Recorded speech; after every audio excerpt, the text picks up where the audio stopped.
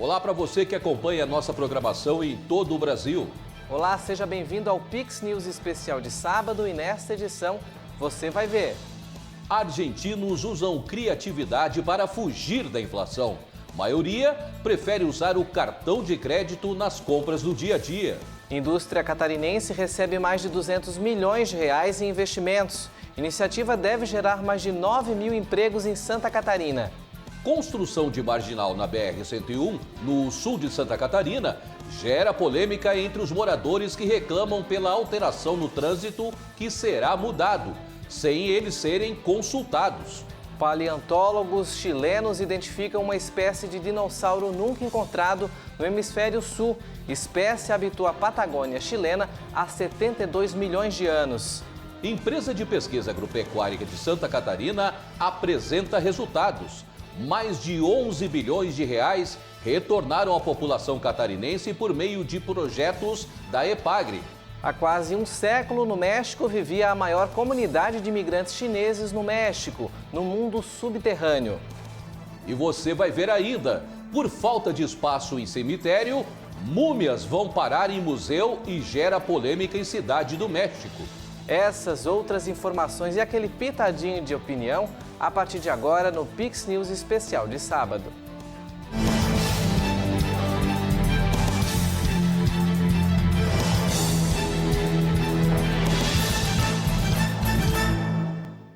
Olá, obrigado pela companhia.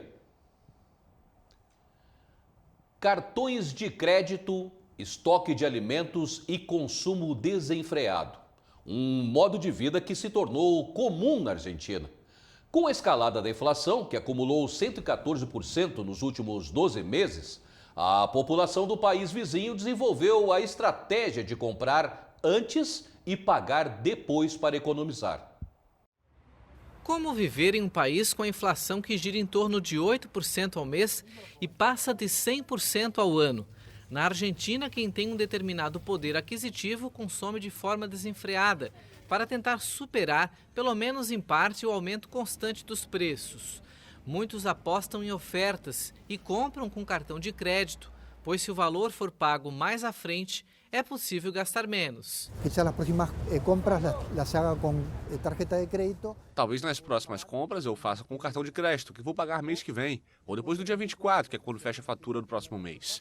Então, às vezes, eu jogo com 30, 35 dias de vantagem. Eu pego a mercadoria e pago só depois desses 35, 40 dias. Eu jogo assim. Justamente a esos 35, 40 dias. E juego com isso. O aumento dos preços tem sido um mal crônico para a economia argentina, que agora vive seu pico em 30 anos. O país está entre os que possuem a inflação mais alta do mundo. Provavelmente a gente já está acostumbrada a tantos anos de... As pessoas provavelmente já estão acostumadas com tantos anos de vida sem estabilidade. Quando chega no final do mês, as pessoas só querem se divertir. Acho que é isso. Socialmente, estamos muito cansados dos problemas econômicos. Creo que socialmente estamos muito cansados dos problemas econômicos. Pero sí, he tenido que cambiar mis gustos. Mas tive que mudar minhas preferências e minhas compras. Talvez migre para outras marcas mais baratas também. Mas não deixo de me divertir. Pero não é assim deixar de disfrutar. Já poupar ou financiar um imóvel é praticamente impossível, com taxas de juros que variam entre os 100% e os 150% ao ano. Dessa forma, o jeito é encontrar os melhores preços e gastar o que se tem com o que se pode. Hoje em dia, com uma inflação del 110, 120% Hoje, com uma inflação de 110 a 120% ao ano, o mais difícil é saber se o que você compra está caro ou barato. Pode facilmente acontecer de você estar comprando em um supermercado e não saber que no concorrente ao lado, o produto que procura é mais barato. Por quê? Porque já perdemos a referência de preço. Referência de preços. Nesse mar de preços e ofertas, a Associação de Defesa do Consumidor Argentina recomenda comparar os preços antes de comprar qualquer coisa. Atendendo à antiga reivindicação da indústria catarinense, o governo de Santa Catarina anunciou nesta semana um investimento de mais de 220 milhões em obras que vão ampliar o fornecimento de energia elétrica para o setor produtivo. A ação do governo de Santa Catarina envolve a Secretaria de Estado da Fazenda e a Celesc. Serão novas subestações, linhas de transmissão e redes de distribuição. Nesta primeira etapa, 11 indústrias enquadradas na proposta governamental terão investimentos em infraestrutura energética, necessária para expandir os negócios e aumentar a produtividade. A expectativa é gerar 9.500 empregos diretos e indiretos em todo o estado. Penso que para as indústrias, para todo o estado de Santa Catarina, é fundamental termos energia para que as indústrias possam aumentar as suas produções, suas produtividades, gerando empregos, gerando impostos e o bem-estar de toda a sociedade catarinense. Então, esse investimento é um passo muito importante para as indústrias do meio oeste catarinense, para a gente continuar a desenvolver. Hoje a nossa empresa busca inovação, tecnologia, então a gente quer crescer por muitos anos e sem um desenvolvimento, uma verba para continuar a crescer, isso fica um pouco difícil de acontecer. Isso vem bem ao encontro do que o industrial precisa. Esse apoio é importantíssimo. Como todos nós nos comprometemos a gerar mais emprego, mais faturamento, mais impostos. Os cálculos da Secretaria da Fazenda mostram que haverá retorno de 160 milhões em ICMS para os cofres públicos a partir da efetivação destes investimentos públicos e privados. São indústrias que querem crescer, precisam crescer, e o Estado precisa delas crescendo. Então é uma excelente tacada de mestre do governador Jorginho Melo, de dar a isenção no imposto para que ele invista no seu negócio, nas subestações, nas linhas de transmissão. E a Celesc fazendo a sua parte. Esses valores, mais de 40 milhões pela Celesc, 170 pelo governo, somam-se aos 4,5 bilhões que nós já estamos em outros investimentos. É uma medida altamente positiva. Santa Catarina tem na indústria o seu grande vetor de desenvolvimento. Então, todas as medidas que venham facilitar os investimentos no setor industrial é altamente positivo. Santa Catarina perdeu por muito tempo alguns investimentos por falta de energia. Felizmente está sendo corrigido esse aspecto e Santa Catarina poderá devolver para o Estado novamente, as indústrias catarinenses, devolver ao Estado investimentos que serão feitos e retornarão em termos de tributo para os catarinenses. E falando em emprego, Santa Catarina apresenta um dos menores índices de desocupados do país, ficando abaixo da média nacional. O estado vem registrando, desde o início do ano, aumento no número de pessoas empregadas, tendo um dos melhores resultados. O mês de abril foi de recorde na marca de empregos formais no Brasil, com 43 milhões de brasileiros empregados. No período, foram registrados 180 novos postos de trabalho. Só em Santa Catarina foram mais de 7 mil. Se totalizar os 4 primeiros meses, o resultado é de mais de 705 mil carteiras assinadas em todo o país. Destas, 55 mil vagas foram preenchidas no estado, representando o terceiro melhor resultado, atrás apenas dos dois mais populosos, São Paulo e Minas Gerais. O setor que mais tem impulsionado positivamente são os serviços. O nosso PIB cresceu em Santa Catarina acima da média nacional. O que puxou o PIB para cima? A parte de serviços. E serviço gera muito emprego. Restaurante, bar, hotel, serviços como um todo, lavanderia, posto de gasolina. Então, a lógica que a gente vê aqui no planejamento, e com o apoio dos economistas capitaneados pelo Paulo Zoldan, se o nosso PIB cresceu, o que puxou o PIB para cima foi serviço, serviço gera muito emprego, aí por isso que a gente tem esse crescimento, essa diminuição do número de pessoas que estão desocupadas. Porque uma coisa puxando a outra. A empresa do Thiago vem apresentando crescimento desde 2018, quando passou a atuar também na segurança patrimonial. Há 6 anos no setor de serviços, ele já emprega mais de 80 pessoas. Ele conta que durante a pandemia prestou serviços terceirizados para as prefeituras e atualmente tem atuado também na segurança de escolas públicas e privadas. Então a gente teve uma crescente muito na pandemia com vigilância patrimonial e depois na terceirização de mão de obra. Na falta do medidor ali, de um enfermeiro, enfim, que eram alguns pontos que eles faziam, no caso, aferimento de pressão, de se estava com febre ou não estava, enfim, nesses postos que a gente tinha aqui barricada em Bituba. Isso aí a gente conseguiu atender a demanda do município que estava com falta de profissional, a gente conseguiu fazer serviço aí. Então a gente não ficou parado durante a pandemia. No país, nos 3 primeiros meses, o setor de serviços registrou 103 mil novos postos de trabalho. Só na empresa do Thiago são mais de 20 novas vagas. Só que hoje a gente tem a dificuldade no quê? A gente tem facilidade de contratar pessoas de mais idade, uma idade um pouco maior, né? Até inclusive algumas que de repente até já se aposentaram e estão voltando para o ramo de atividade novo.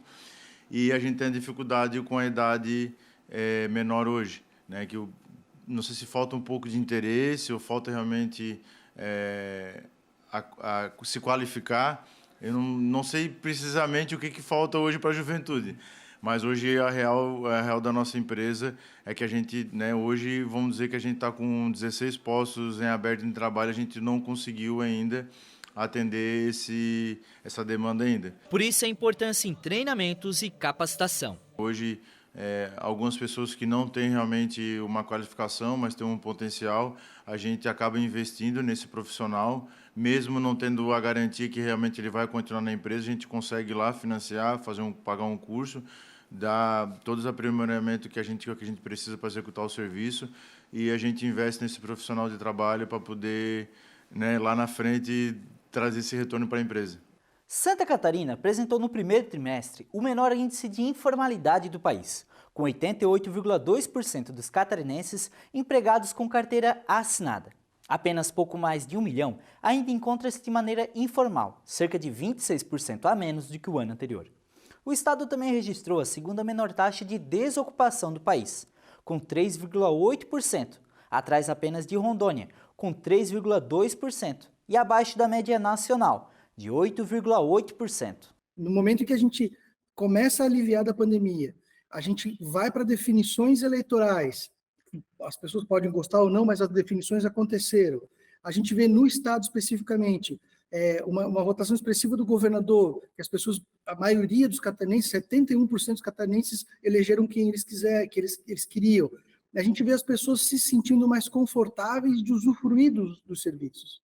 Então, aí gasta mais dinheiro, gera mais vaga de emprego, e aí vira nesse círculo virtuoso. As pessoas acabam tendo mais dinheiro no bolso porque estão empregadas, as pessoas desempregadas gastam mais dinheiro, que gera mais emprego, e por isso a gente tem essa quantidade de novos postos de trabalho abertos bem expressiva. Cerca de 24,4% da população ocupada em Santa Catarina no primeiro trimestre era formada por pessoas que trabalham por conta própria. Isso quer dizer que das quase 4 milhões de pessoas empregadas, cerca de 948 mil são autônomos. Sempre que eu saio de Santa Catarina aqui, eu escuto os outros secretários, governadores, Santa Catarina está super bem, como é que Santa Catarina dá tão certo? Dá tão certo que o catarinense é empreendedor. A gente é um povo inquieto, né? Talvez por geração, por herança dos nossos colonizadores, das pessoas, a gente é um povo que quer construir, que todo mundo quer ter seu próprio negócio, a gente toma pancada, mas levanta e vai. Então, assim, isso é algo que é bem importante e é bem característico. Atualmente, o setor que tem apresentado maior dificuldade em Santa Catarina é a indústria. A gente percebe que vai haver um crescimento, só que esse crescimento desacelera porque estagna a parte de serviços, e serviço faz muito mais emprego que indústria, mas o PIB tende a continuar crescendo, uma desaceleração sim, porque aí a indústria vai receber esse reflexo que para a indústria demora um pouquinho mais para chegar. Então a gente tende a ter uma economia estável, sim, é super diversificada é a palavra da nossa economia, é diversificada, a gente consegue manter uma taxa de crescimento, vamos estar na projeção que a gente montou aqui na Secretaria do Planejamento, acima da média nacional ainda, mas com menos velocidade do que agora.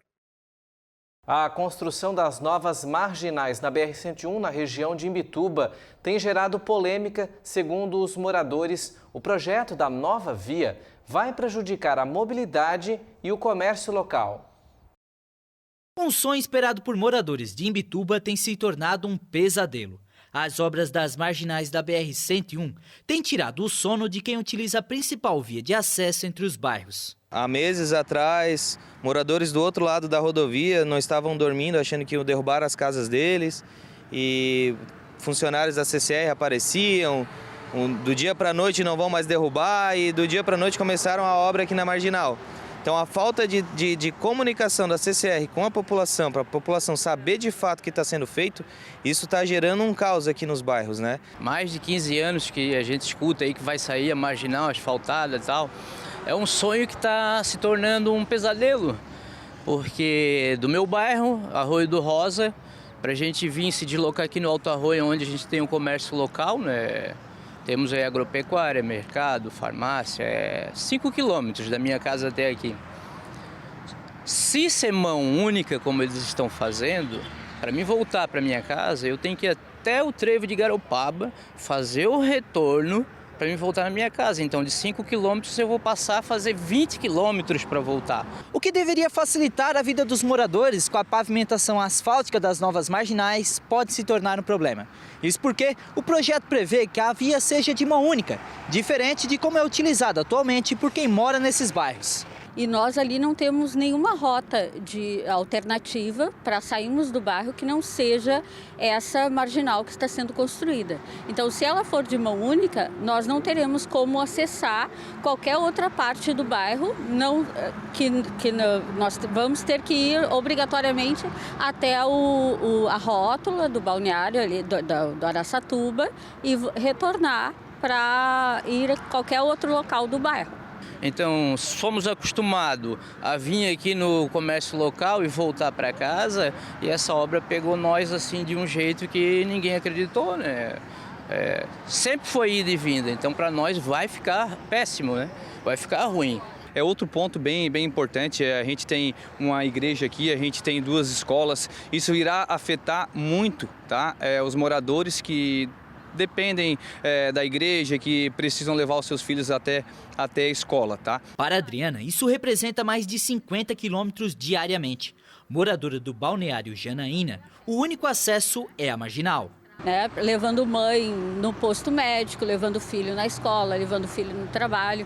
Isso é inadmissível, porque nós não temos a qualidade de um serviço público, que é difícil, em todo Imbituba é complicado, e ainda vamos ter mais essa questão que vai agravar a nossa mobilidade urbana. Quem está executando esse projeto é a CCR Via Costeira, concessionária responsável pelo trecho de Paulo Lopes a São João do Sul. Procurada, a empresa informou por meio de nota que segue o projeto que está aprovado pelo órgão regulador, a ANTT. Ainda de acordo com a empresa, a obra tem como premissa aumentar a segurança de quem trafega pela região, eliminando os riscos de acidentes, principalmente os confrontos frontais. A empresa cita ainda um 0800 para atendimento à população. Nossa equipe entrou em contato, mas o atendente não soube responder nossas perguntas.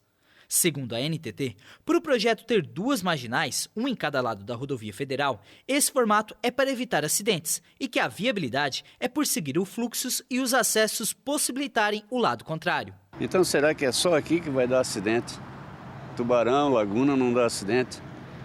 Que a gente costuma passar ali e se vê essas descidas da BR-101 para as marginais. Os moradores alegam que não foram consultados de como funcionaria a execução da marginal. Quando ficaram sabendo, se reuniram para solicitar as mudanças no projeto. A principal reclamação é a falta de transparência. No site da CCR a gente não encontra os projetos lá num link que você clica e faz o download. Então essa desinformação está gerando uma insegurança para 5 bairros aqui que a gente estima que dá 10, 12 mil pessoas. Então, são todos que estão muito preocupados, não sabem de fato o que está acontecendo. E a gente está brigando para ter acesso à informação e, pela informação, principalmente de uma questão de via de único sentido, a gente está brigando para ver se a gente consegue reverter alguns pontos ou a obra num todo, porque de fato isso vai ser prejudicial para muitas pessoas. Lembrando que a gente não é contra a obra, a gente é a favor, a gente esperou essa obra por muito tempo mesmo, mas que seja uma obra que não afete os moradores, o comércio local também será muito afetado. Esses pontos são bem importantes para a comunidade. A gente fica impotente na situação, Porque, inclusive, tivemos até uma reunião com o prefeito e estamos aguardando uma resposta do prefeito para tirar esse problema nosso. Porque é muito difícil a gente ficar sem essa mão única, sem essa mão dupla. O sentimento é de que o que nós temos para dizer não tem valor, porque nós só queremos ser ouvidos e que a comunidade seja atendida nas suas características. Todos os bairros aqui vão ter problemas. O Balneário Janaína, em específico, não tem outra saída. Nós precisamos ser ouvidos para realmente conseguirmos nos mover no município. Operações de busca foram realizadas em endereços vinculados aos Jogos Olímpicos de Paris 2024. A sede do comitê organizador foi um dos alvos. Há 14 meses dos Jogos Olímpicos de Paris, várias operações de busca foram realizadas nesta terça-feira em locais vinculados aos Jogos, incluindo a sede de comitê de organização e a empresa de obras olímpicas, a Solidel. A informação foi divulgada pela Procuradoria Nacional de Finanças.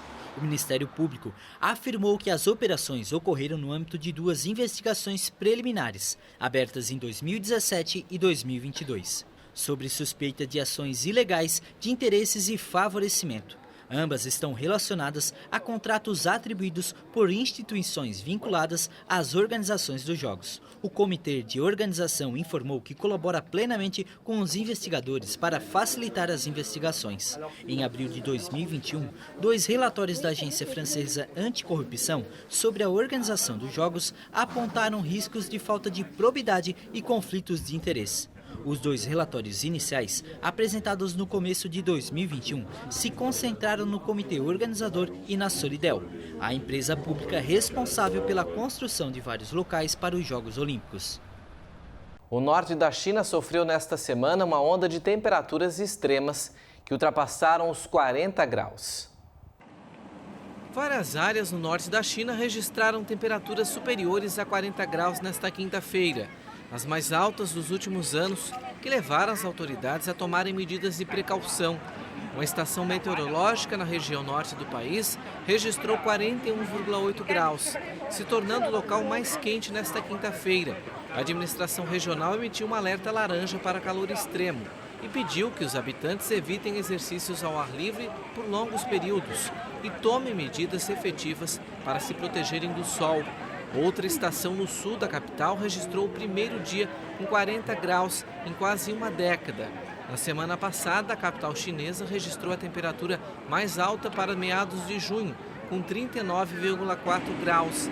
Especialistas afirmam que ondas de calor extremo têm se tornado mais frequentes e mais intensas como consequência das mudanças climáticas no mundo.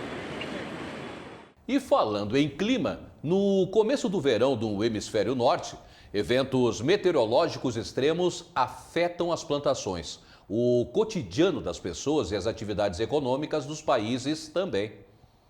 Uma estação do ano que costuma ser sinônimo de férias e alegria chegou provocando fenômenos climáticos intensos no hemisfério norte. O começo do verão já causou grandes incêndios no Canadá, seca na Espanha e uma onda de calor incomum no México. O agricultor Lars Johnson, que vive no leste da Dinamarca, observa que os grãos, como centeio e trigo, estão menores do que o normal. Está muito seco aqui na Dinamarca e posso reparar isso na minha plantação de cevada. Aqui temos um exemplo. Se fosse um ano normal, com um volume de água normal, a planta seria mais alta, em vez disso que vemos aqui agora. Seriam 25% mais longas se houvesse água suficiente. 89% do território dinamarquês estava em estado de seca no final de maio. Os períodos sem chuva se tornam mais longos e frequentes na Dinamarca, país escandinavo com quase 6 milhões de habitantes. A temperatura está subindo um pouco, está mais calor. E se olharmos para isso, temos que pensar o que colocarei em meus campos no futuro. Talvez algumas coisas que são cultivadas na França, por exemplo, eu possa cultivá-las aqui. Girassol, soja, talvez eu possa ter isso na Dinamarca. Mais da metade do território da Finlândia e 48,2% da Suécia estão afetados pela seca. A Noruega também atravessa um período de seca incomum. No México, o país lida com uma terceira onda de calor que afeta o país e que pode durar mais 2 semanas. De acordo com o governo mexicano, 8 pessoas morreram de insolação e uma de desidratação entre 14 de abril e 12 de junho. Uma igreja colonial que estava submersa nas águas de um reservatório no sul do México ficou à mostra graças à seca. Isso começou em março, cerca de 5 meses depois que a barragem começou a descer. O nível baixou até agora onde estamos e continua caindo. O volume continua caindo. A construção havia sido submersa quase totalmente quando uma barragem foi construída no rio Grijalva. Desde então, os turistas vinham de barco visitá-la. Agora eles chegam à igreja de carros e motos. Um estudo do Instituto de Recursos Mundiais, em parceria com a Comissão Global sobre Economia e Clima, afirma que a transição para um modelo de crescimento sustentável na Amazônia pode render bilhões ao Brasil, enquanto ajuda a preservar a maior floresta tropical do mundo. Um estudo divulgado nesta terça-feira revelou que proteger e transformar a Amazônia em um motor de crescimento econômico sustentável renderia bilhões de reais ao Brasil nas próximas décadas.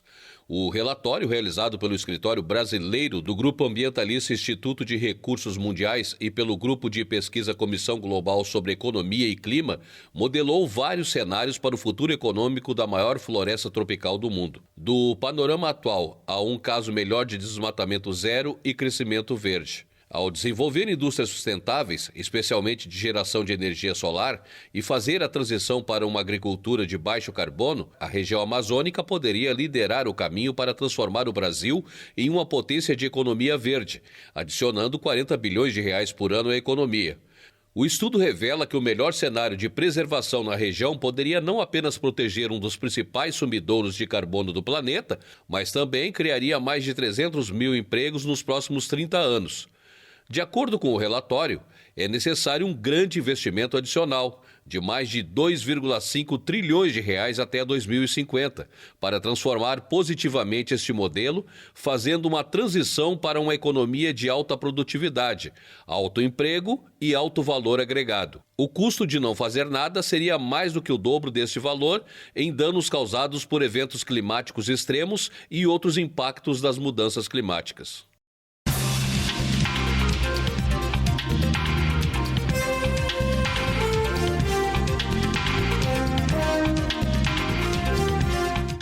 Começou nesta semana o julgamento que pode levar o ex-presidente Jair Bolsonaro a ficar inelegível por 8 anos. O líder de direita pediu um julgamento justo.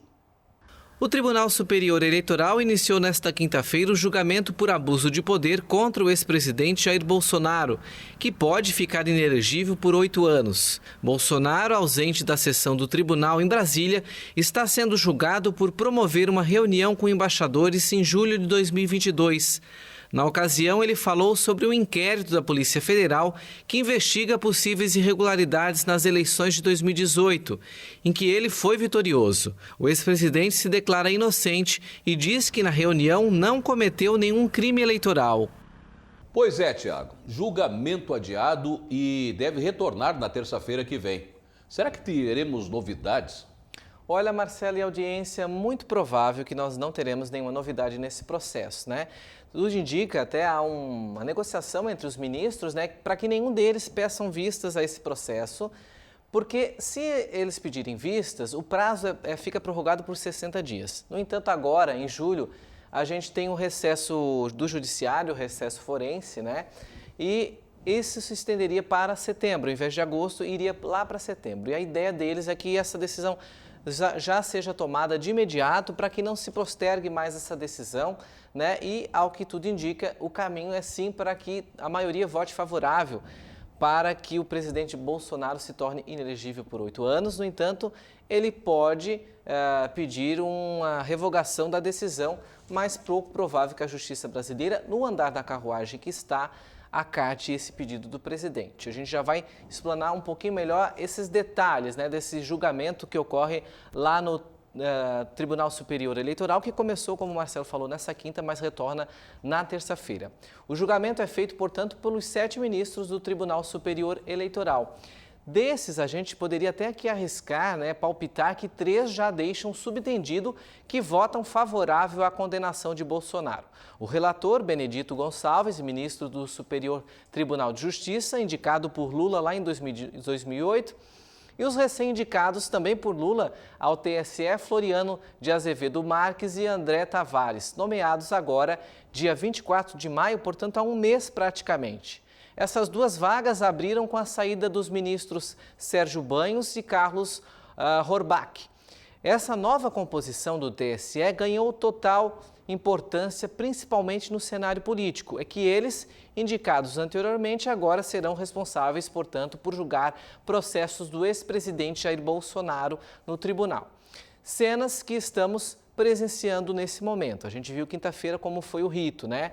O advogado do Jair Bolsonaro, da defesa, apresentou a defesa, a tese. Os ministros já tentaram colocar, inclusive, novas provas, novas evidências ou novas informações que não fazem parte daquele julgamento. Tudo para tentar trazer um desconforto, né, ao ex-presidente, que é um futuro nome para concorrer novamente à presidência da República, da ala da direita. E a gente vê muito bem o judiciário mais se posicionando à esquerda. A gente já falou várias vezes sobre isso, né? Para quem não lembra, o relator, o Benedito Gonçalves, ele é autor daquela famosa frase, missão dada é missão cumprida. Ele falou isso ao Alexandre de Moraes durante a diplomação de Lula. Vazou, o microfone estava ligado, ele falou no ouvidinho e todo o Brasil ouviu, né? Os outros dois ministros do TSE, indicados recentemente, já foram advogados de políticos do PT. Olha que coincidência, né? O Floriano de Azevedo Marques, por exemplo, ainda na condição de advogado em entrevista lá em 2022, no ano passado, endossou 2 pedidos de impeachment contra o então presidente Jair Bolsonaro. Portanto, o voto dele já fica declarado. Os pedidos foram encaminhados à Câmara dos Deputados alegando crime de responsabilidade. Muita coincidência, como eu falei, nessa formação atual do TSE, órgão que, como eu já falei aqui, se autorregula, ou seja, ninguém fiscaliza e se a gente se encoraja a questionar, pode ser bloqueado nas redes sociais quando não virarmos alvo no famoso inquérito das fake news que nunca acaba. É um inquérito aberto pelo ministro Alexandre de Moraes no Tribunal Superior Eleitoral. Durante a sessão dessa quinta, Bolsonaro estava em Porto Alegre. Essa viagem faz parte de um plano intenso do Partido Liberal em liderar uma unificação da direita no país, prévia para as eleições do ano que vem, onde a meta é eleger de 1.000 a 1.300 prefeitos em pontos estratégicos aí do país. Você sabe como é que é composto esses ministros do TSE, Tribunal Superior Eleitoral? Então eu vou trazer uma arte aqui para detalhar melhor como é que é feita essa composição, quantos ministros são. Então a composição do TSE, que é a última instância, tá, das questões eleitorais no país. Ele é composto por 7 ministros.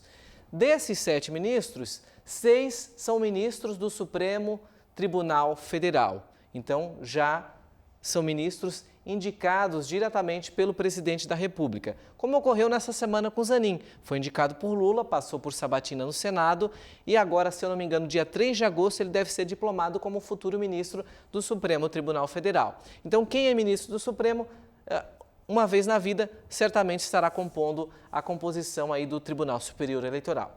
Depois, faz parte ainda do tribunal 2 ministros do Superior Tribunal de Justiça, o STJ, né, que também são indicados pelo presidente Lula. Como eu falei, o relator do processo é do STJ e também foi indicado pelo Lula lá em 2008. 2 advogados de notável saber jurídico fecham essa conta de 7 indicados representantes e ministros do Tribunal Superior Eleitoral. Desses advogados notáveis, há uma pequena diferença, porque o STF forma uma lista de nomes, possíveis nomes, advogados de conhecimento, de causa, que têm saber jurídico, principalmente na área eleitoral, né? E encaminha ao presidente da República e o presidente tem a missão de escolher 2 nomes. Foi o que aconteceu com esses 2 que estão agora julgando o caso do Bolsonaro. Houve 2 vagas em aberto.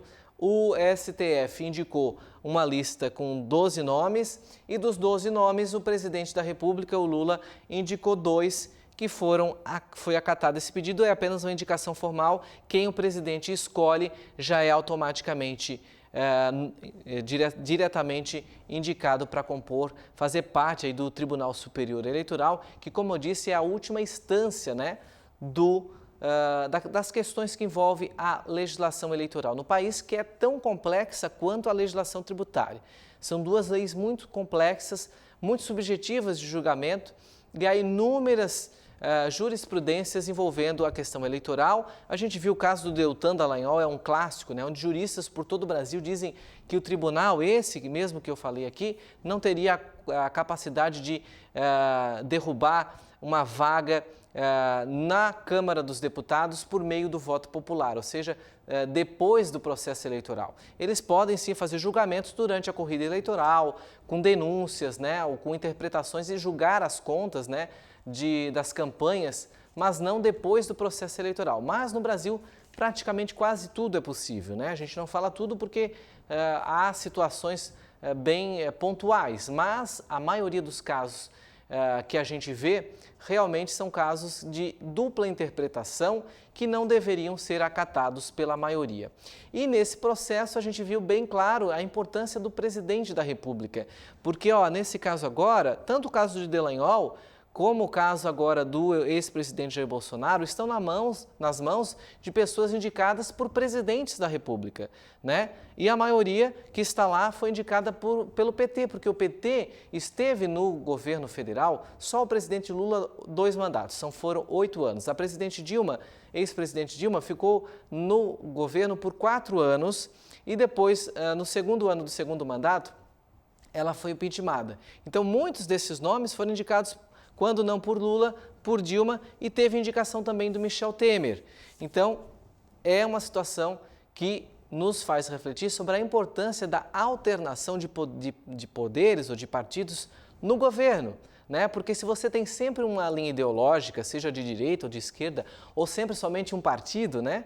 Você tem um período muito longo, de quase 20 anos, né, para essas indicações, porque um ministro do Supremo Tribunal Federal fica praticamente até o fim da vida quase, né? 75 anos, até 75 anos ele pode permanecer por lá. O Zanin, por exemplo, aprovado agora, que deve tomar posse agora em agosto, vai ficar por um longo processo. Ele é um cara jovem ainda. Então, há essa também análise que a gente tem que fazer, porque isso está na Constituição. Isso só vai mudar. Por que a gente não implanta no Brasil, então, a nomeação no Supremo Tribunal, no STJ ou até mesmo no TSE por voto popular? Porque a Constituição diz que é por forma de indicação. Então, a gente está numa democracia, temos que seguir a Constituição Federal, Marcelo. E você vai ver a seguir: profissionais da Voz se unem contra a inteligência artificial. Ministério da Pesca informa ao governo catarinense que cota da tainha encerrou para a pesca anilhada. Em razão da crise, argentinos buscam restos de alimentos em feiras para complementar a alimentação. E por falta de espaço em cemitério, múmias vão parar em um museu e gera polêmica em cidade no México. Atenção, atenção, Garopaba! Vem aí o melhor preço da região. Dia 29 o Comprão inaugura. Com variedade, qualidade e economia para sua casa e o seu negócio. Vem pro novo Comprão, na Rua Ismael Lobo, em Garopaba.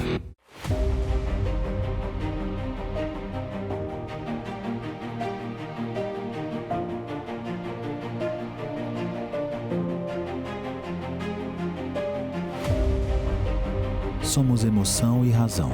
Somos humanos e tecnológicos. Nós somos apaixonados pelo que fazemos. Esta é a nossa vocação. Hospital Veterinário Vital. Unidade Laguna, Unidade Imbituba, Garopaba. O surgimento da inteligência artificial, capaz de criar vozes sintéticas pouco diferentes das humanas, ameaça afetar locutores, dubladores e narradores de audiolivros. Ironicamente, eles alimentam todos os dias a tecnologia que pode tirar o sustento. Os profissionais da voz buscam estabelecer regras justas na competição com um concorrente que coloca um ponto de interrogação no futuro do segmento, a inteligência artificial generativa. Locutores, dubladores, narradores de audiolivros e até mesmo cantores veem com preocupação o avanço da tecnologia capaz de criar vozes sintéticas cada vez mais parecidas com as humanas e que põe em risco a profissão de cada um. A inteligência artificial generativa possibilita criar vozes usando um conteúdo existente, sem intervenção humana. Isso permitiria, por exemplo, que no futuro a voz real de um ator ou cantor pudesse ser ouvida em vários idiomas, mas com a entonação de um dublador que não participaria do processo. Estamos falando sobre um direito humano que é o de usar a voz sem o seu consentimento. Isso além do fato de você não ter nenhuma decisão sobre o direito de uso da sua voz ou a sua interpretação. Dessa forma, os profissionais da voz alimentam dia a dia uma tecnologia que, em um tempo não muito distante, poderá significar o fim das próprias carreiras. Embora as empresas de tecnologia continuem contratando intérpretes, muitos suspeitam que o objetivo seja o de apenas abastecer os arquivos. Não temos realmente respaldo legal. Não temos um respaldo legal que nos proteja desse tipo de coisa para aceitar esses trabalhos. Deste tipo de coisas, deste tipo de trabalho, para aceitar este tipo de trabalho, não? Para frear o avanço, cerca de 20 sindicatos e organizações da Europa, Estados Unidos e América Latina criaram a organização Vozes Unidas, que defende a criação de leis que harmonizem inteligência artificial e criação humana. Somos claramente uma organização pró-humana. Somos claramente uma organização pró-humana. Queremos que os humanos continuem dominando o mercado. Queremos usar essas ferramentas para nos ajudar e não que essas ferramentas nos usem. Na Argentina, já existe uma lei que limita o exercício da locução aos profissionais, enquanto no México foi apresentado um projeto de lei para regulamentar a tecnologia. Acho que hoje corremos um pouco contra o relógio para realmente regulamentar isso agora. Para de verdade regulá-lo já. Enquanto isso, os profissionais alertam que o uso indiscriminado e desregulado da inteligência artificial pode extinguir um patrimônio artístico de criatividade que as máquinas não são capazes de gerar. E a safra da tainha já está chegando ao fim, pelo menos é o que informou o Ministério de Aquicultura e Pesca. A cota de captura de uma das modalidades já chegou no limite. Ontem, o governo de Santa Catarina foi informado pelo Ministério da Pesca e Aquicultura que a cota para a captura da tainha já extrapolou o limite. A partir de hoje, passa a ser proibida a pesca por meio de malha e anilhado artesanal. Em abril, uma portaria interministerial reduziu o limite para 460 toneladas para os pescadores artesanais, praticamente a metade do ano anterior, e zerou a cota para industrial. A Secretaria de Aquicultura e Pesca do Estado tentou reverter a decisão, solicitando à Justiça a revisão da portaria. Foram realizados 2 pedidos, mas ambos foram negados. Infelizmente, na Justiça de primeiro grau, tivemos negada a nossa ação civil pública, extinta pelo juiz, observando que mesmo que a portaria fosse injusta ou ilegal, os pescadores deveriam observar e ingressar na Justiça individualmente, que o governo do Estado não teria legitimidade para propor essa ação civil pública. Então, não contentes com essa decisão, a Procuradoria-Geral do Estado recorreu ao TRF4, apelou ao TRF4 e também, junto desse apelo, solicitou o efeito suspensivo da apelação. E ontem, quando foi proibida, no mesmo dia que foi proibida a pesca artesanal de emalha anilhada em Santa Catarina em 2023, o recurso de efeito suspensivo foi negado pelo TRF4. Com a chegada do frio, a tainha começou a aparecer nos últimos dias no litoral catarinense, com grandes lances há poucos dias. A expectativa era que até o final da safra mais lances poderiam ocorrer, já que a tainha é um dos principais peixes capturados na região, responsável pelo sustento de muitos pescadores catarinenses. Que esse ano ela atrasou um pouco e já chegou fechado, então praticamente aí 80% de quem pesca não matou nada, igual a nós aqui em Garopaba, aqui de 5 embarcações, só uma matou, 1 ou 2, o resto ficou tudo aí a ver navio. E vamos ficar parados, não tem outra pesca, né? Não tem brota ainda, não tem anchova, não tem covina, e vamos ficar praticamente aí 1 mês parado, sem ter o que fazer, sem saber o que fazer. E as contas vêm, né? temos boleto aí para pagar. O investimento feito no barco que o Fernando trabalha foi acima de R$20 mil. Com ele trabalham outros 9 pescadores. Todos serão afetados. A pesca da tainha é fundamental para começar o ano, né? Financeiro, enfim, em tudo, né? E eles fizeram essa cota aí, não sei se fizeram pesquisa, começou com 1.200 toneladas, baixou para 800 e esse ano, infelizmente, baixou para 400, né? E nem todo mundo fechou com gente nem comendo uma tainha sequer esse ano. Um monte de gente chorando aí, como eu sou uma pessoa também. Nem paguei a despesa, nada matei.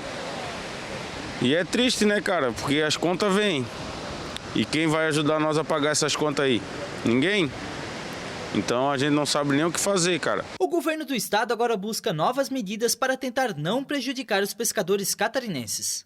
Está no prazo para seu recurso e o recurso de apelação continua os seus trâmites normais, aguardando a manifestação da União.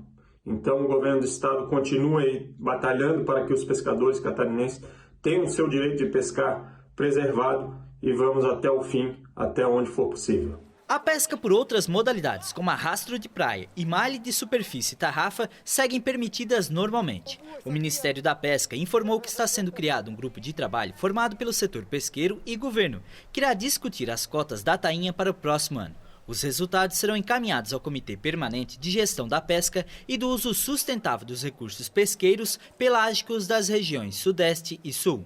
Vamos tentar fazer um manifesto amanhã lá no Ibama, em Laguna, para ver, né, se consegue reverter esse quadro aí lamentável, que não seja para esse ano, mas para ano que vem, porque esse ano eu acho que já vai ser difícil, mas que tomara que mude, porque então a pesca vai acabar, cara, a pesca vai acabar. E falando em tainha, pescadores da Lagoinha do Norte, na capital de Santa Catarina, fizeram a festa nesta semana. Eles fizeram um grande lanço de tainha. Amanhã foi de alegria para cerca de 5 embarcações da praia da Lagoinha do Norte, em Florianópolis. Desde as primeiras horas, pescadores avistaram um cardume de tainha e a pesca colaborativa rendeu um dos maiores lanços da safra, mais de 20 mil tainhas. Meu Deus, é uma emoção, né? Eu estava lá na vigia cercando, que eu comando aqui, né? Sou o comandante. Temos 35 anos. Quando eu estava na vigia, cheguei a chorar. Quando nós cercamos ela, os 5 vigias, nós abraçamos e choramos. Foi uma emoção, meu Deus. Foi muito peixe pulando, cara. Foi uma... A contagem dos peixes se estendeu pela manhã. Como regra na pesca de arrasto, quem ajuda leva peixe para casa. E também quem chega na praia também ganha a mesma coisa, né? Faz anos que a região norte da ilha não era contemplada com um lanço tão expressivo.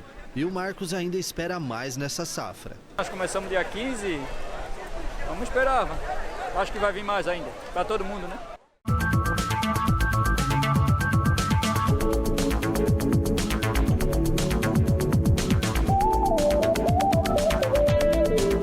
E agora chegou o momento de saber como o tempo vai se comportar nos próximos dias na região sul do país. Parece que teremos um verão fora de época nos próximos dias.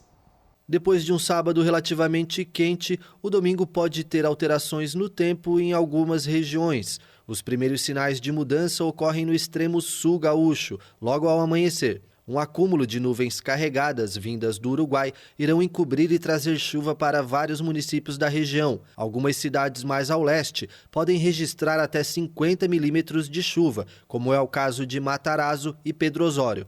Na tela você vê um recorte da região. Os locais com as cores mais intensas correspondem às maiores precipitações de chuva. Durante a tarde, as precipitações diminuem neste local. As nuvens se espalham e no fim da tarde pode chover em Porto Alegre. Nas demais regiões dos 3 estados do sul estão previstas poucas nuvens e temperaturas em elevação. No domingo, as temperaturas na capital gaúcha variam entre 18 e 24 graus.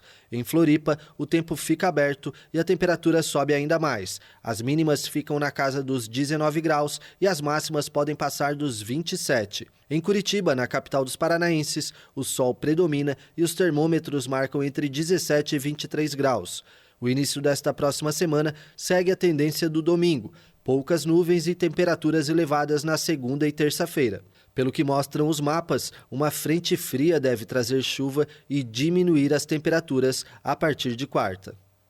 Um porão escuro e com acesso por uma escada desgastada é um dos vestígios de um mundo subterrâneo onde há quase um século vivia a maior comunidade de imigrantes chineses no México. Esta escada leva a história da maior comunidade de imigrantes chineses estabelecida no México. É um antigo cassino chinês localizado em Mexicali, cidade na fronteira com os Estados Unidos, fundada em 1903 e capital do estado de Baja Califórnia.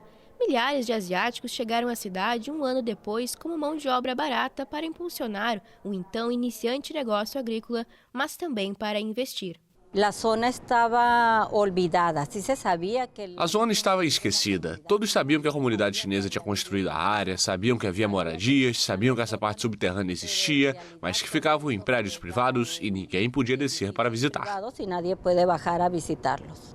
As pessoas da comunidade vinham da China, dos Estados Unidos e de regiões mexicanas como Sonora e Sinaloa, de onde fugiram as vítimas de xenofobia e racismo.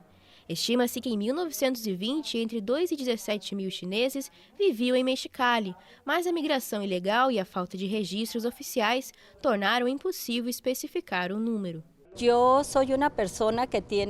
Sou uma pessoa que sei bem que possuo genes chineses. Também tenho meus genes mexicanos. Ambos vivem dentro de mim e tento desenvolvê-los da melhor maneira possível, porque amo a comunidade chinesa, assim como amo a comunidade mexicana. Eu amo a comunidade china igual que amo a comunidade mexicana. Construir e adaptar uma estadia no subsolo foi uma necessidade vital para proteger os imigrantes das temperaturas extremas da região, que no verão podem chegar a 50 graus. Os historiadores apontam que casas, quartos e até uma loja maçônica funcionaram conectados por túneis no subsolo do atual centro histórico de Mexicali.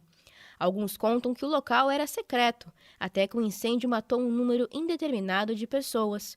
Outros historiadores dizem que os túneis foram construídos mais tarde e funcionaram até meados do século XX. Antes, muitas pessoas queriam sair da China, queriam morar no exterior para encontrar uma boa oportunidade ou uma vida melhor. Por isso, deixei meu país.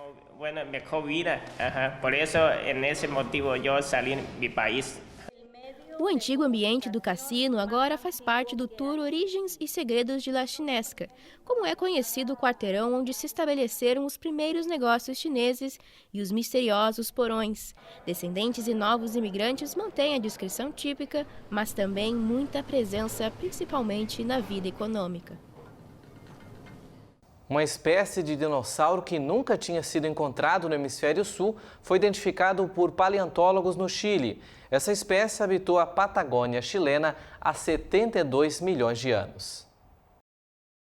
Paleontólogos anunciaram que identificaram no Chile os restos do Gonconquenanoai, uma espécie de dinossauro herbívoro do qual não se tinham registros no hemisfério sul.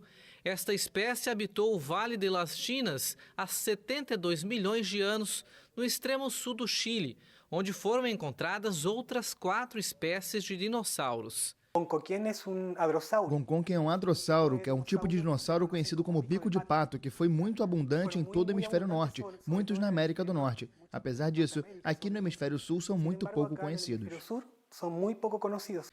Os restos foram encontrados em 2013 e, posteriormente, os cientistas conseguiram classificá-los. A denominação Gonconquen tem origem numa língua do povo originário que habitou a região até o final do século XIX e significa parecido com um pato silvestre. O Gonconquen era relativamente pequeno, com aproximadamente 4 metros de altura e um peso estimado em 1 tonelada. Era um hadrossauro relativamente pequeno, já que há parentes dele que podem alcançar 12, 15 metros de altura.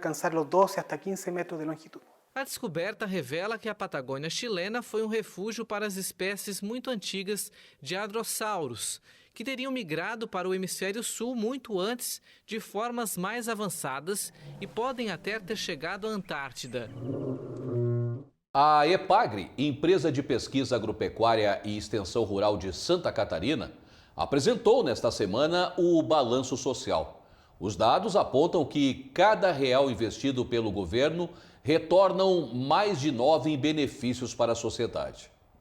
Os dados de 2022 são gigantescos, mais de 11 bilhões de reais. Esse é o valor total de retorno das ações da Epagre no estado. O resultado é fruto de mais de 400 projetos executados, atendendo mais de 127 mil famílias catarinenses. A empresa pública vinculada ao governo do estado, em parceria com as prefeituras, realiza uma série de ações de capacitação a pequenos e médios produtores rurais. O incentivo é tanto para quem busca crescer e ter conhecimento no campo. O balanço social traz isso. Ele mostra para a sociedade que cada real investido na Epagre trouxe retorno. Retorno em tecnologias, retorno em variedades novas de culturas que estão melhorando a vida do nosso agricultor, da nossa sociedade. O balanço social traz esse significado. A Epagre, no decorrer do último ano, transformou cada real investido nela em R$ 9,50. Isso mostra a eficiência, isso mostra a transparência e o comprometimento com a sociedade e com a agricultura. O balanço social foi apresentado pelo presidente da empresa ao governador do estado, Jorginho Melo. O líder do Poder Executivo destacou a importância da manutenção das ações da Epagre no estado e a prestação de contas com a sociedade. Eu não tenho dúvida que a transparência no setor público é fundamental. Eu costumo dizer que é o melhor detergente. É a transparência, é botar no sol, é clareza no que se faz. Até porque dinheiro público não existe, existe dinheiro do contribuinte. Então esse dinheiro precisa ser respeitado, as pessoas que pagam a conta.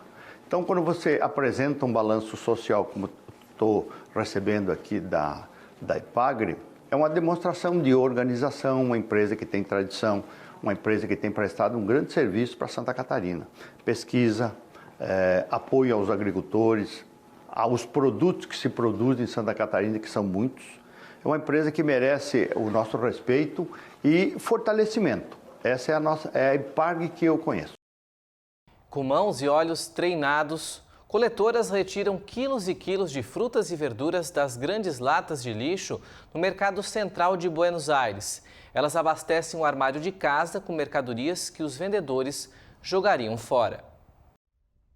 Todos esses vegetais e frutas saíram do lixo. Eles foram recolhidos por Gladys Meza, uma coletora que, junto com outras pessoas, extrai quilos e quilos de alimentos em bom estado das lixeiras do Mercado Central de Buenos Aires. Não pretendo coletar a vida toda, vir aqui, colher isso para sempre. Acho que vou fazer isso até eu conseguir progredir e arrumar um trabalho melhor. Nós não os vemos como basura. Eu, por lo menos, não lo vejo. Le doy gracias a Deus. Não enxergamos isso como lixo, pelo menos não eu. Dou graças a Deus por ter isso. Meu marido trabalha, mas não é suficiente. Dessa forma, pelo menos para ajudar ele, venho aqui recolher vegetais. Para ajudar-lhe a ele, também venho a recoletar verduras. Graças às mãos e olhos treinados, são encontrados verdadeiros tesouros entre as verduras e frutas que os vendedores jogam fora. Por que Deus? Por que Deus? Para que isso? Por que tanto desperdício se tem tanta fome? Tanta hambre. Produtos como farinha, leite e arroz são entregues a eles no refeitório mais próximo, que recebem subsídios do Estado. A carne é comprada com salários dos maridos. Graças a Deus tenho meu marido que trabalha e posso comprar carne, posso comprar outro tipo de alimento para mim. Mas tem gente que vive só dessas verduras e tem gente que só traz verdura e vive com isso no dia a dia. E aí no dia seguinte a pessoa vem recolher de novo. E depois no outro dia vem a buscar outra vez. Cada um leva cerca de 20 quilos que vão servir à mesa, repartir com os vizinhos, usar para alimentar as galinhas e coelhos e adubar a horta. Às vezes machucamos as costas de tanto carregar peso e às vezes não aguentamos mais e voltamos para casa cansadas. Lavamos todos os legumes, colocamos tudo na geladeira e tudo mais. A Argentina tem uma das maiores taxas de inflação do mundo, que chegou a 114% nos últimos 12 meses. E a alimentação é um dos itens com maior aumento, 117% de junho de 2022 a maio de 2023, segundo dados oficiais. A pobreza afeta cerca de 40% da população. E após o encontro com o presidente da Câmara dos Deputados, Arthur Lira, Eduardo Leite, governador do Rio Grande do Sul, declarou apoio à reforma tributária do governo federal. O governador do Rio Grande do Sul, Eduardo Leite, compareceu à residência oficial do presidente da Câmara dos Deputados, Arthur Lira, para discutir a reforma tributária. Na ocasião, o governador disse que o estado apoia a proposta e destacou 5 pontos críticos para uma melhor estruturação tributária, buscando equilíbrio em prol do estado gaúcho. Ele considera de extrema importância para o aumento de produtividade no Brasil. Dentre os pontos de suma importância estão a regra que aplica que a taxa de impostos deve ser aplicada no destino e não na origem do produto, e a autonomia dos municípios no imposto sobre valor agregado em bens e serviços. O governador também chamou atenção sobre a desoneração de ICMS para eletricidade e gasolina em 2022, para que nenhum estado diminua a arrecadação, tendo como base o ano de 2021. Ele propôs a instalação de um conselho federativo para preservar a segurança interregional de estados e municípios. Também foi pauta a definição de critérios para a distribuição do Fundo de Desenvolvimento Regional, buscando equalizar as desigualdades regionais. Pessoal, acabo de entregar aqui uma carta ao presidente Arthur Lira, da Câmara dos Deputados, e ao relator da reforma tributária, com os 5 pontos que são críticos para o Rio Grande do Sul na reforma tributária. Pontos que têm relação com a cobrança no destino, sem permitir regimes especiais que mantenham a guerra fiscal, a questão da transição, considerando um ano anterior das perdas da arrecadação pela Lei Complementar 192 e 194, a governança num Conselho Federativo, considerando aspectos regionais, são pontos que são importantes para que a reforma tributária produza os efeitos que nós acreditamos são capazes de produzir para melhorar a produtividade da nossa economia, tirar a complexidade. O Rio Grande do Sul apoia a reforma tributária, mas defende, claro, uma estrutura de reforma tributária que não puna os interesses do Rio Grande do Sul. Então, estamos aqui defendendo os interesses do Rio Grande do Sul e apoiando, né, uma reforma tributária que possa fazer o país como um todo ganhar em produtividade para melhorar a economia, gerar mais emprego e melhorar a vida das pessoas. E o Comitê de Política Monetária, o Copom, do Banco Central, manteve a taxa básica de juros, a Selic, em 13,75% ao ano. A decisão foi anunciada na última quarta-feira. Apesar das pressões do governo Lula, que defende a redução da taxa Selic, o Copom manteve a taxa básica de juros inalterada pela 7ª vez consecutiva, desde agosto de 2022, em 13,75%. Essa decisão já era esperada pelo mercado. Em um comunicado, o comitê indicou que ainda existem riscos sobre a inflação, como eventuais pressões globais sobre os preços e incertezas residuais sobre a votação do arcabouço fiscal. Diferente das últimas reuniões, foi retirada a frase que afirmava que o Banco Central poderia voltar a elevar os juros caso a inflação subisse, mas a autoridade monetária não informou se pretende reduzir a Selic. A taxa continua no maior nível desde janeiro de 2017. E vem mais novidades para os brasileiros que compram no exterior. É uma nova taxa, é isso, Tiago? Pois é, o brasileiro já não cansa mais de tantas taxas, aumento de impostos, e essa é mais uma. Ouve só, Marcelo. As compras na Shein, Shopee e AliExpress, que a gente já falou muito aqui, né? Só essas, por exemplo, porque tem mais plataformas internacionais, né? Devem ficar 17% mais caras. É isso mesmo. A decisão, portanto, agora vem dos estados. É que os governadores assinaram um convênio proposto pelo Conselho Nacional de Política Fazendária, o CONFAS, para taxar em 17% as compras online feitas em sites hospedados lá no exterior. Como já comentamos aqui em outras ocasiões, a Receita Federal, na aduana, na chegada de itens do exterior, em alguns casos, dependendo das compras, já está cobrando 60% de impostos de importação. Agora, com essa nova medida, as mercadorias terão uma taxação de até 77%. A proposta inicial era 24%, mas recuaram para 17% de impostos, que seria uma espécie de ICMS. Como a gente noticiou aqui, o consumo desses sites nos últimos meses recuou 237 milhões de dólares, ou seja, mais de 1 bilhão de reais. Portanto, certamente, como a gente já tinha prognosticado aqui na semana retrasada, esse número de compras no exterior vai reduzir ainda mais, porque além daqueles 60% que eu citei nas compras que a gente simulou aqui, que eu fiz e que realmente ocorreu, agora o brasileiro que comprar nesses sites vai ser surpreendido com mais esse imposto de 17% de importação. Como a decisão é recente, o CONFAS recebeu a aprovação dos governadores que o CONFAZ fez, né? Para você, Marcelo, e nossa audiência entenderem. Ele sentou com os governadores para que não houvesse em cada unidade da federação um tributo, porque uns governadores queriam 30, outros 20, outros 17. Vale destacar como é que é feita a divisão de ICMS no país. É da seguinte forma: quanto menor a demografia do estado e população, maior é a taxa do ICMS. Ou seja, para que o caixa daquele governo tenha arrecadação maior, né? Então, os estados que têm maior população tendem a ter... isso não é uma regra geral, mas é um parâmetro, por exemplo, para se criar ICMS. Quanto maior o estado, menor é o ICMS. Por exemplo, São Paulo, em tese, não são todas as mercadorias, porque o ICMS, né, tributo no Brasil é uma bíblia, né, que você tem que estudar, mas em São Paulo, por exemplo, é 12%. Aí sentaram e entraram em comum que o imposto para esse tipo de negociação vai ser de 17%.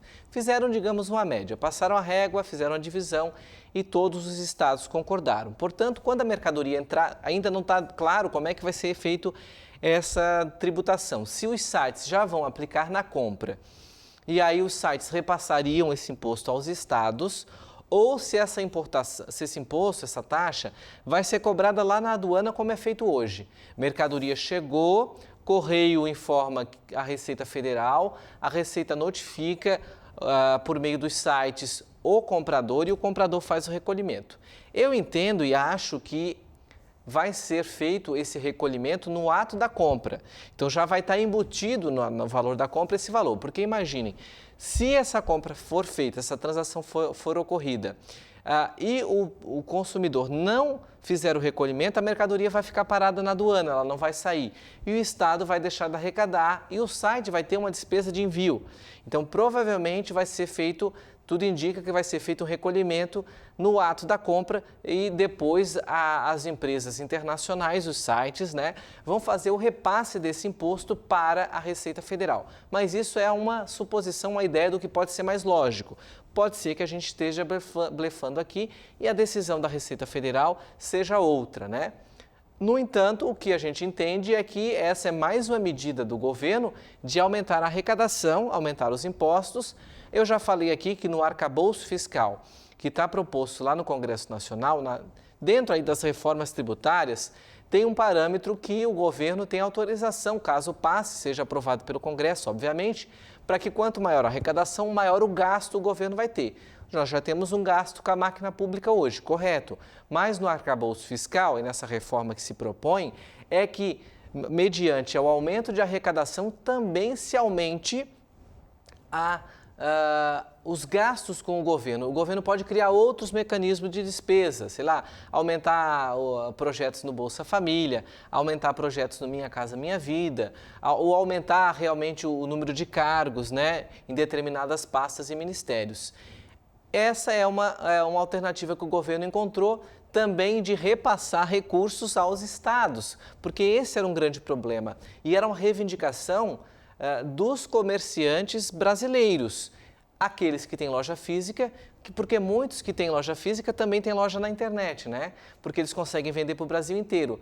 Quem vende hoje no Brasil, tanto no físico quanto no online, recolhe o ICMS no seu estado de origem, certo? Nesses sites internacionais não há o recolhimento de ICMS.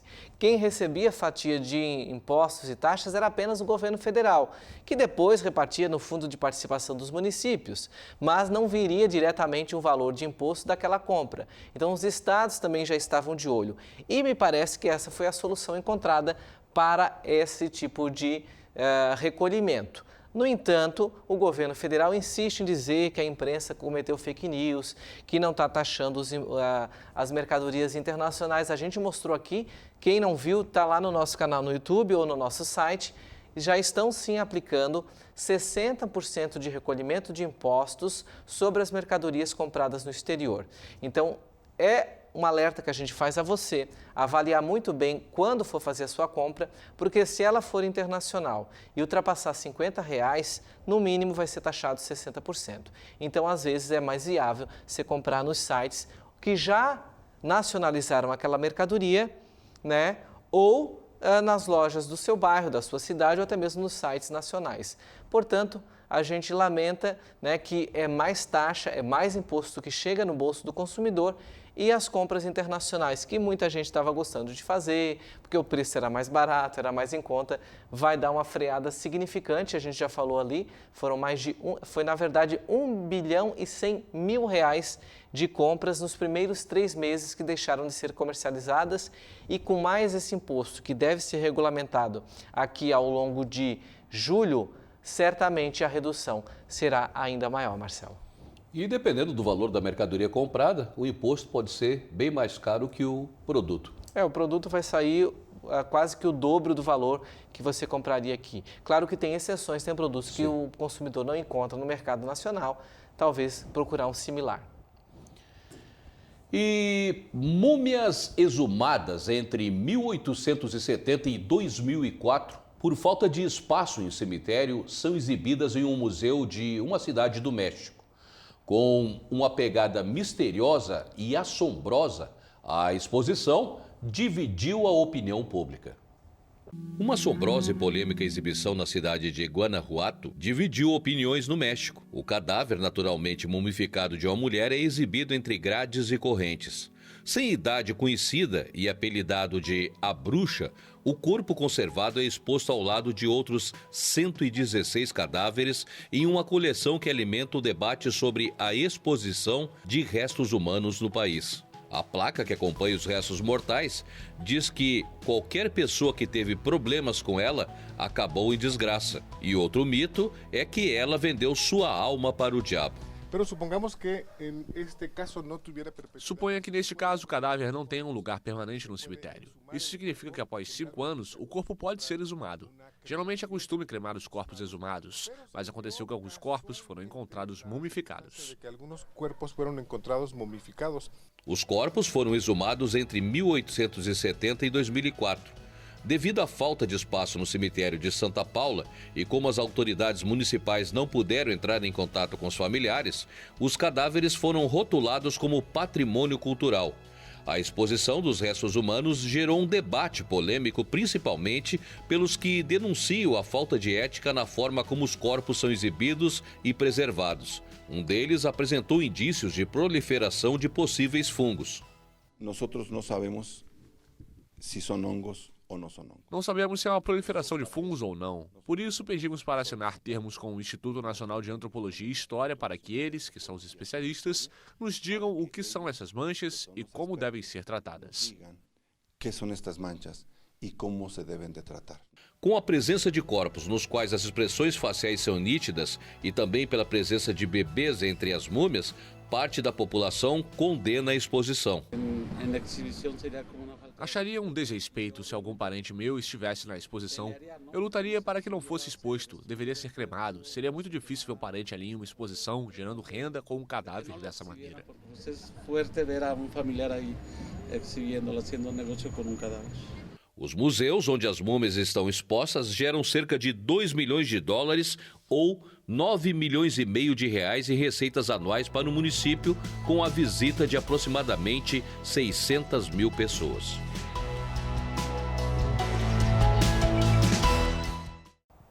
É realmente assustador, né, Marcelo? Mas infelizmente é o destino de todos nós. A gente tem que se acostumar e a morte é sempre um mistério, né?